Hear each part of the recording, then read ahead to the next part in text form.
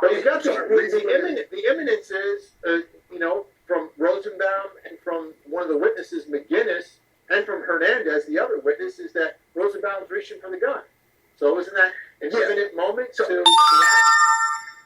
So it's cumulative, right? Meaning, so it's got to be every part of it. It's got to be the reasonableness. It's got to be the proportionality. It's got to be the. Okay, let's talk about proportionality. What if you have a gun and someone's trying to take your gun?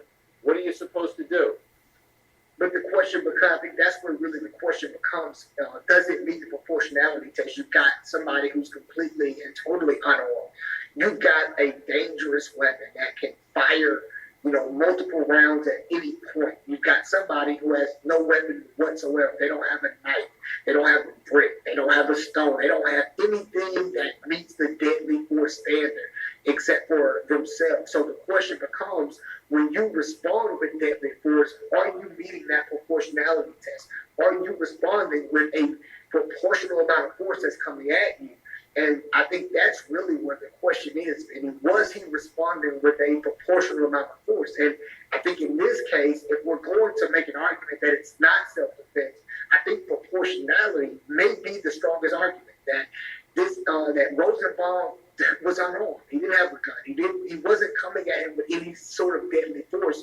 So you don't have the right to respond with deadly force. Let's say, for example, Kyle Rittenhouse hits him with the gun, right? Let's say he takes the gun and he hits him with it.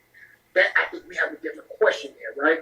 But in this particular instance, he shoots him 4 times. How can you say that shooting someone 4 times who's unarmed, who doesn't have a voice, who didn't say I was going to kill you, but you heard someone else say, grab him and kill him?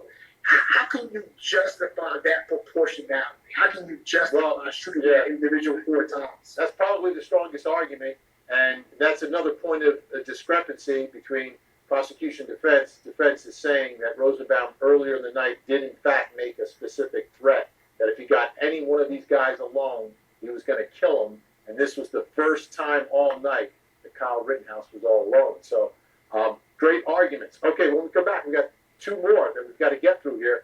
The jury